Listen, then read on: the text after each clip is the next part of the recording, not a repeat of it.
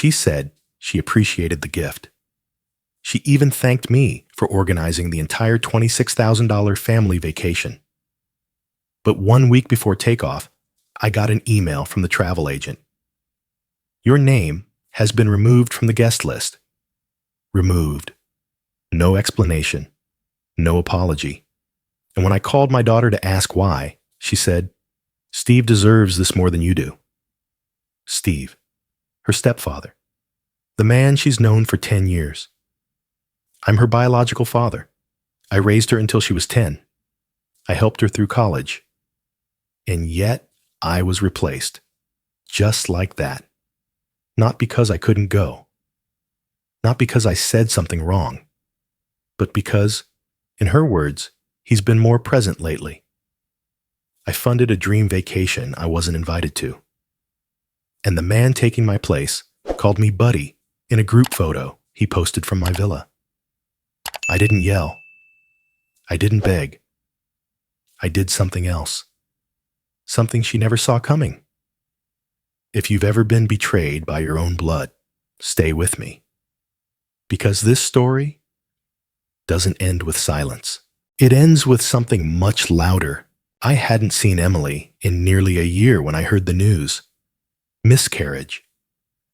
One word quietly mentioned by my ex-wife over a short phone call. Don't call her just yet, she warned. She's barely talking to anyone. But I did call. And to my surprise, Emily picked up. Her voice was quiet, strained, but she didn't hang up. That was something. We spoke for just 4 minutes. I didn't push. I just told her I was sorry, that I loved her, and that I was here whenever she was ready. It was more than I expected, honestly. For 15 years, my relationship with my daughter had been a polite formality. Birthdays, a few holidays, short texts with smiley faces. After the divorce, her mother got full custody. I didn't fight hard enough. At the time, I told myself it was best for her. I didn't have the stability, the space, or the fight in me. I thought sending money and staying out of the way was the right thing. I see now I was wrong. But when she called me back 2 weeks later, sounding steadier, asking about my health, I let myself hope. She even laughed once. And when she mentioned she was thinking of doing something for the whole family, something to heal, to reset the energy, as she called it, I jumped in. Let me fund it, I said without hesitation. Wherever you want to go, bring the whole crew. Let's make it beautiful. She paused. Are you sure, Dad? It's going to be expensive. I told her I wanted this. Not just the trip, but the moment. A chance to show up. Within days, plans were in motion. Hawaii. A beach house that slept 10, complete with a chef, private pool, and access to snorkeling tours and boat excursions. I handled the reservations. $26,390 all in. Emily was warm during our calls. She sent me photos of her kids. One was of her youngest drawing a crayon picture with Grandpa Frank written across the top. I stared at it for 5 minutes before I realized I was crying. I began making lists, booking restaurant spots, coordinating arrival times. She added me to the group chat with her husband, siblings, and a few cousins. It felt surreal to be included, like I was finally stepping back into a space I'd quietly been exiled from.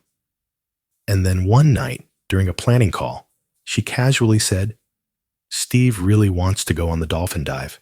He's been reading all about it. I paused. Steve? My stepdad, she replied. You've met him once, at my wedding. Right, that guy. The one who wore flip-flops to a black tie reception and gave a toast about how real family isn't always about blood. I remembered him in passing. Friendly. Too friendly. The kind of man who laughed too loudly and made everything a joke. I had no problem with him, not until now. She started mentioning him more in the calls. Steve said we should try this hike. Or, Steve thinks the rental van won't be big enough. I told myself not to read into it. Of course she'd want to include him. He'd been there, steady, for years.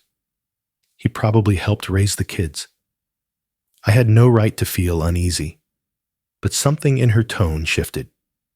One night, when I texted to confirm my arrival time, she didn't respond for 2 days, then sent a thumbs-up emoji. Still, I held on to the image of that crayon drawing. Grandpa Frank. That meant something. I convinced myself that this trip would fix everything.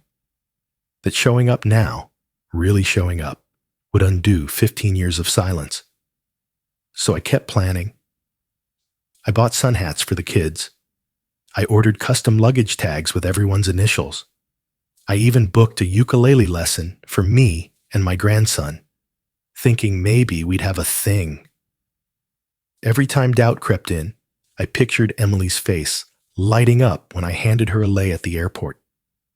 This was going to be more than a vacation. It was going to be my redemption. The shift was gradual, so subtle that I nearly convinced myself it wasn't happening. Emily's replies began arriving slower. Where once she sent voice notes or called, now I got single-word texts. Cool. Okay. Sure. She missed 2 planning calls in a row, offering excuses about being swamped with work or the kids acting wild. I told myself not to overthink it. People get busy. She's a mom. But something in me buzzed, quietly, insistently. I tried to silence it. Don't be paranoid, I muttered aloud, staring at the screen after her 3rd straight unanswered message. She's probably tired, that's all. Then came the group chat incident. One morning, I went to check the itinerary updates, only to find the thread gone from my phone. Not archived, not muted, gone. I assumed I had hit the wrong button and texted Emily, "Hey, I think I got removed from the group by accident. Can you add me back?" No response that day, or the next. On day 3, she replied, "Yeah, sorry, weird tech glitch. I'll fix it." But she didn't. I waited. Nothing. I checked the booking portal just to confirm the dates again, only to find my access code no longer worked. That's when the email came. "Dear Mr. Carter, we're reaching out to confirm that your name has been removed from the accommodation roster for Villa Hale Laney. If you have any questions, please contact your group coordinator directly. Pacific Breeze Travel Co." I stared at the message, rereading it 3 times. Removed. No explanation, no option, just removed. I called Emily. She didn't answer. I called again, voicemail. On the 3rd try, she picked up. "Hey, Dad," she said, voice tense. "Hey, Em, I just got an email from the travel agency. It says I've been removed from the villa booking." Silence. "Emily?" "Yeah, I was going to call you," she said. "It's kind of complicated." "What's complicated?" "Well, Steve's never been to Hawaii, and he's been helping a lot with the kids lately. I thought maybe this trip would be good for him." I blinked, stunned. "So, you're giving him my spot?" She hesitated. "I mean, you're always so generous, Dad. I figured you'd be okay with it. You don't even like long flights, right?" "That's not the point. I just thought you wouldn't mind." I didn't yell. I didn't ask how she could make that decision without even telling me. I just said, "I see," and hung up. Later that night, I logged into the guest itinerary one last time, through an old email link I'd saved. It still worked briefly. That's when I saw it. Steve listed as the host, not guest, not +1. Host. My name wasn't anywhere. He hadn't paid for a dime of it. I knew that. The credit card charges were all mine. The villa, the rental vans, the dinner deposit at that cliffside seafood place, everything. And yet there he was, listed as the face of the whole event. I clicked through the schedule. His name appeared in the notes. Steve suggested whale watching on Thursday. Steve's cousin might join for dinner. Steve prefers early hikes. I closed my laptop. There's a kind of betrayal that doesn't scream. It just settles in your chest, cold and unmoving. I sat at my kitchen table, the house quiet except for the soft whir of the fridge. My hands trembled, not from anger, but from some heavier mix of heartbreak and humiliation. She didn't even ask. She decided that I wasn't needed, that someone else deserved the space I was trying to use to rebuild our bond. And she called it complicated. That night, I couldn't sleep. I kept seeing the word host in my mind, bolded in black font, tied to a man who gave a toast at my daughter's wedding about how blood isn't everything. Maybe he was right. Maybe, for Emily, it never had been. I didn't leave the house for 3 days. There was nothing to do, nowhere I wanted to go. I sat in the same chair most of the time, sometimes moving to the couch, sometimes just walking in circles from habit, not purpose. I didn't cry. That was the strange part. I expected grief. But what I felt was quieter, like a long, low ache beneath the ribs that didn't rise to the surface. It just stayed there, gnawing. My mind drifted backward, back to courtrooms and lawyers and cold cafeteria coffee in plastic cups. Back to the day I stood in front of a judge who glanced at my bank statements and said, "The mother can provide a more stable environment." I wanted to scream, "But I'm her father." Like that meant something, like biology was enough. But I didn't scream. I nodded and swallowed it, just like now. I remembered the birthdays, each one marked by a gift I never saw her open, a card I never saw her read. I kept every receipt, just in case one day she'd ask. I remembered sending letters, actual letters, thinking maybe the physical weight of paper would feel more personal. Most came back unopened. A few, her mother said she passed along, but I never heard a word. I told myself, love is quiet. That being available, even from afar, was enough. I convinced myself that not interfering was noble, that space was kindness, but now I saw it clearly. I had mistaken silence for virtue, and it had cost me everything. I was digging through old files on my laptop, mostly looking for distraction, when I stumbled on a bookmarked link I hadn't clicked in years. It was to a personal blog, Emily's, back from her college days. I clicked it without thinking. Most of the posts were locked or long deleted, but one remained. The title hit me like a punch. Letters from a Ghost. I clicked. The first line, "My father sends checks for every birthday, but never a phone call. I don't want his money. I want him to show up, but he never does."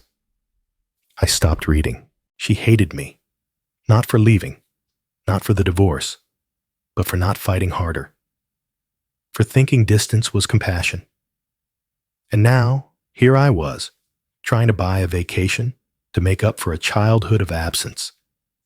It wasn't redemption, it was a transaction, and she saw right through it.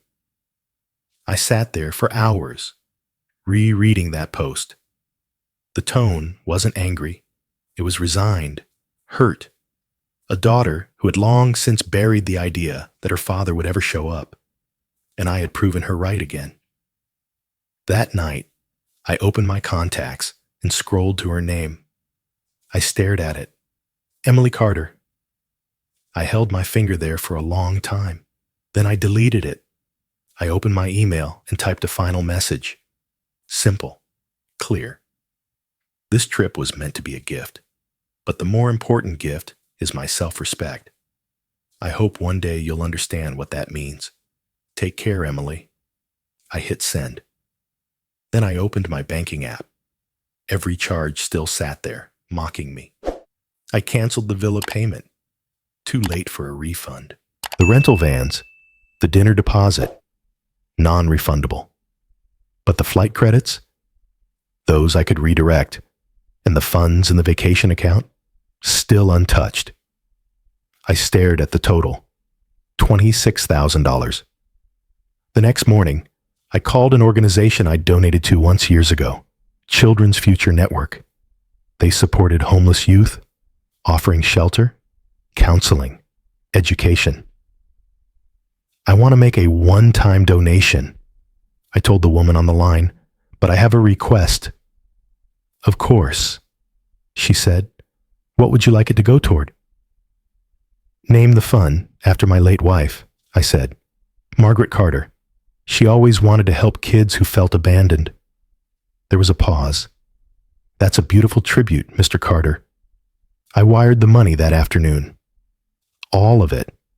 I didn't tell Emily. I didn't post about it. I didn't even save the receipt. But for the first time in weeks, I felt something shift inside me.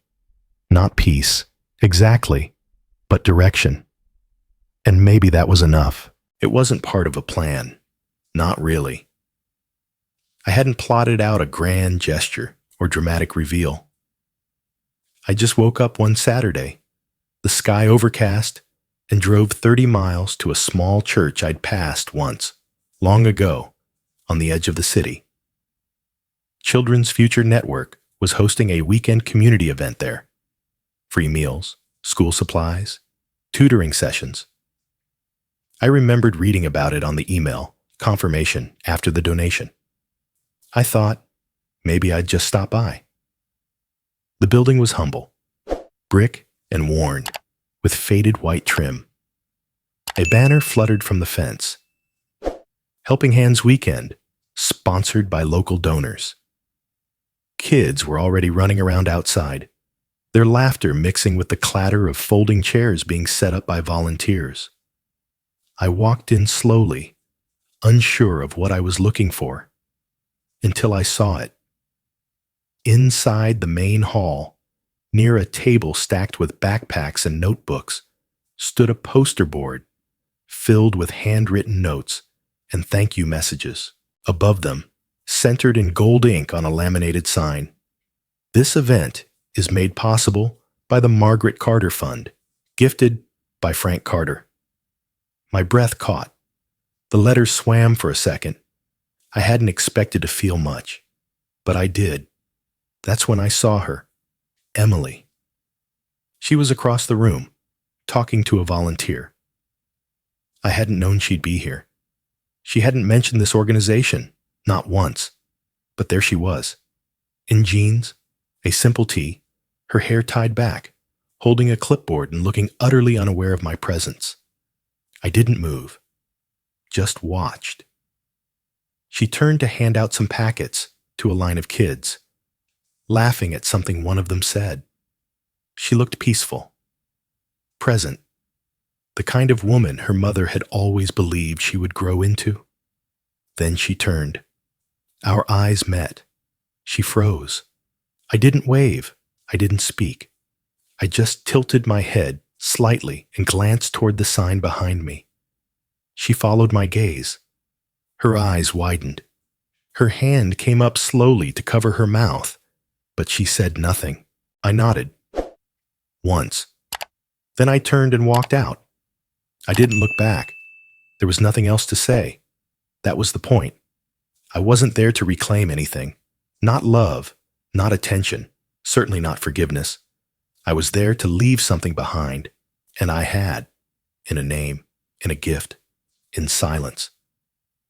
The days after that were quiet.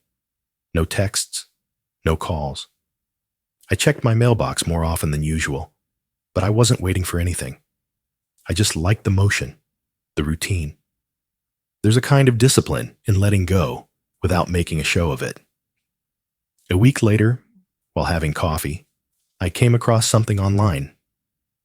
A friend from college had reposted a social media story that stopped me cold.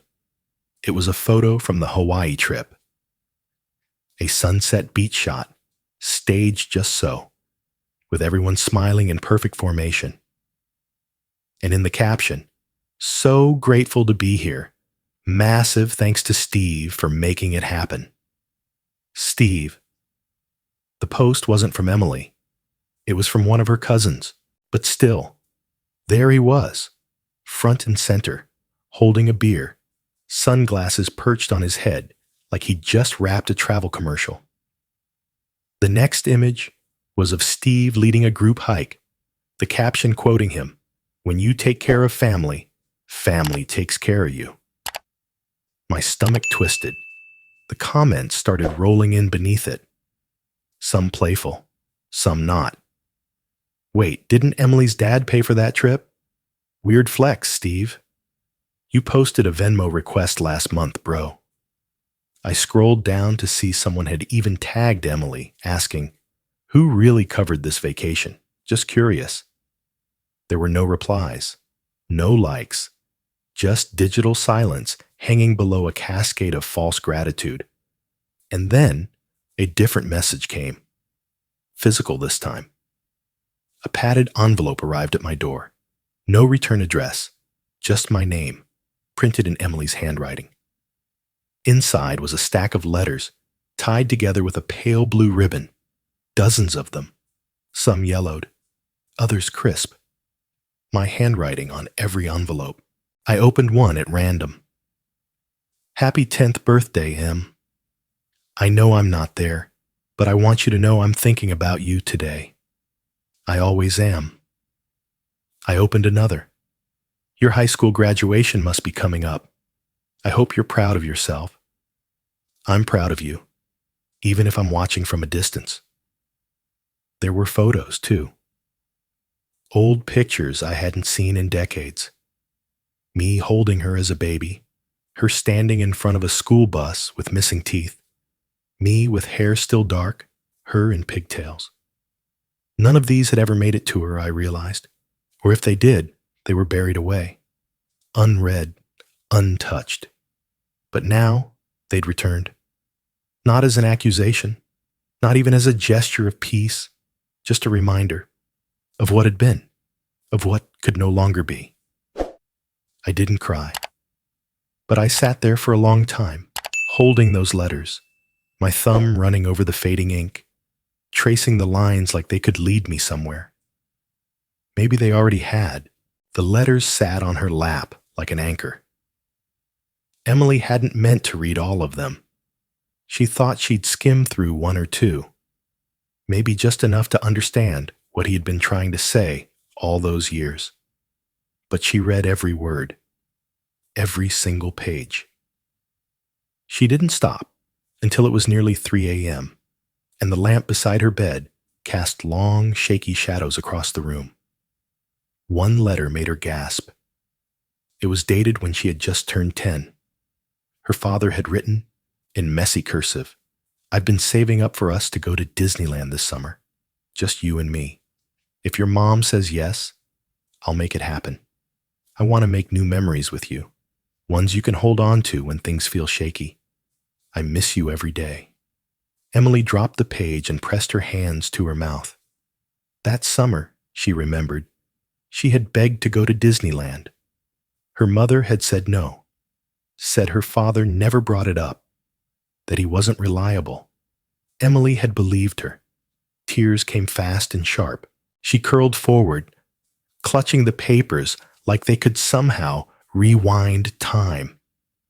The disappointment she had felt then, blaming her father, calling him a liar, was now tangled with the knowledge that he had tried, that maybe he always had. She reached for the envelope again and pulled out one last folded sheet. It wasn't a letter. It was a note, written in blue pen, with heavy pressure, angry handwriting. The paper was torn along one side. "Don't let him mess with your head. He walked away from you once. Don't let him back in. You don't need that kind of confusion. We're your family now. Let him stay gone. It wasn't signed, but the handwriting was familiar. Steve. She stood up too quickly, the world tilting. The breath caught in her throat was part grief, part rage. All these years, she had thought her father didn't care, that he had given up, but he hadn't. Someone else had made sure she never knew. The betrayal hit her in layers. Steve, who played the fun stepdad, who stood beside her at graduation, who joked that he was Dad 2.0. He had lied. He had controlled the narrative, and she had let him. She cried again, this time not for the letters, but for the wasted years, the lost moments, the false loyalties. The next morning, with red eyes and shaky hands, Emily sat down at her kitchen table with a fresh sheet of paper. No texts, no emails. She wanted to write something real, honest, tangible. Dear Dad, she began. She didn't apologize immediately. She wasn't sure where to start. So instead, she told the truth.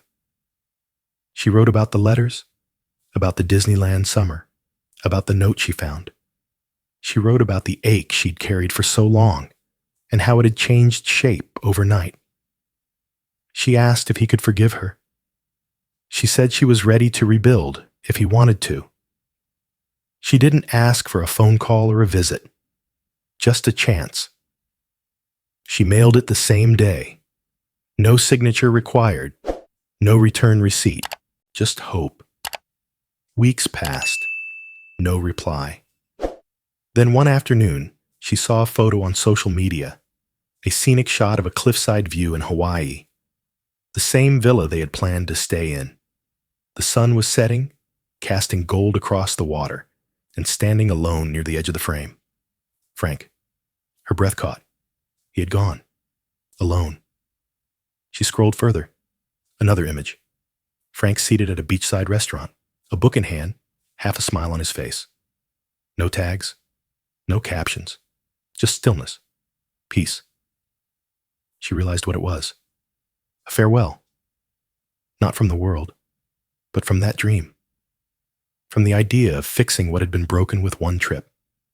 He had gifted himself closure, something she could never give him.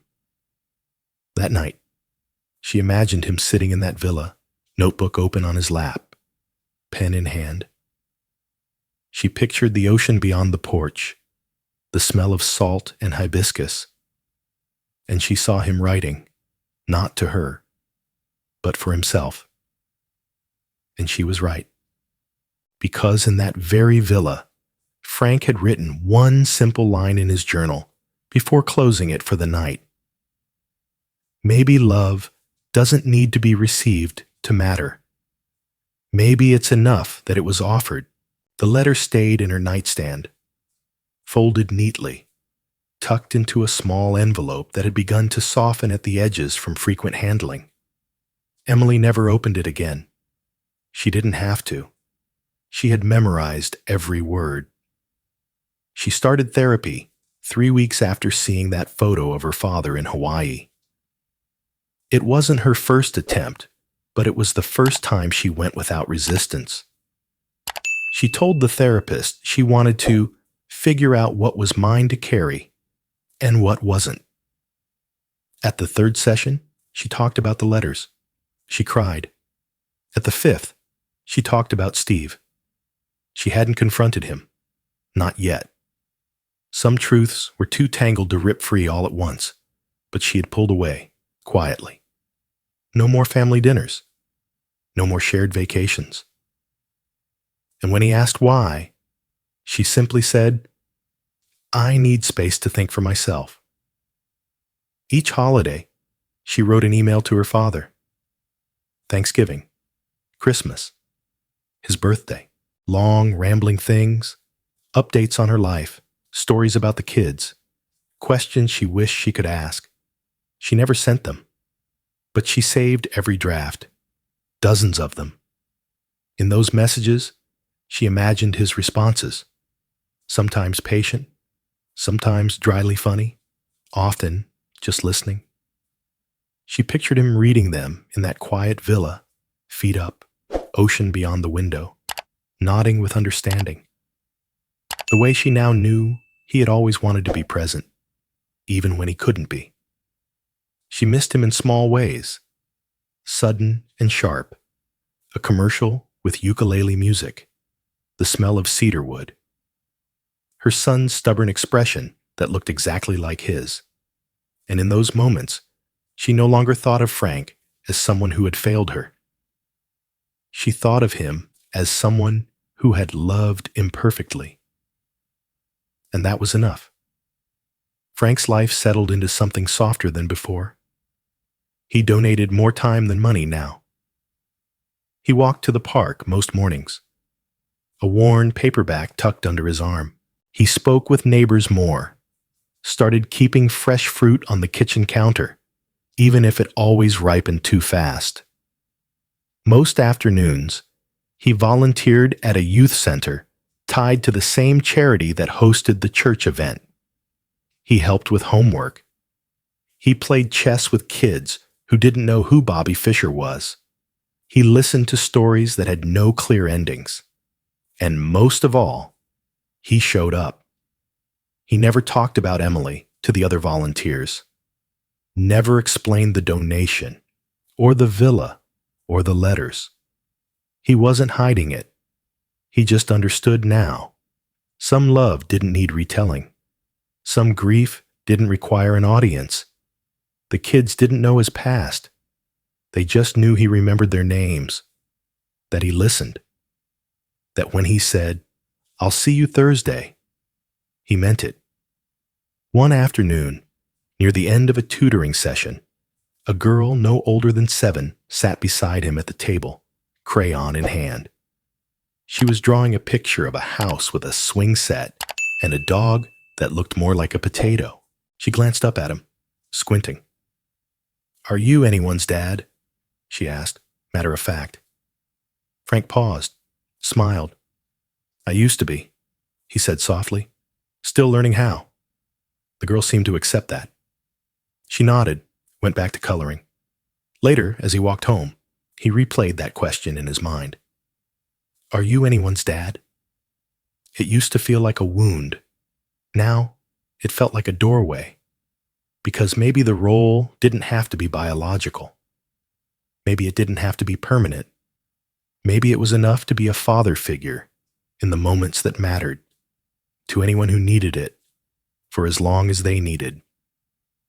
That night, he wrote one last journal entry before placing the notebook on a high shelf. Some stories of love don't have a second chapter, but they still deserve to be told. He closed the book, turned off the light, and let the quiet be enough.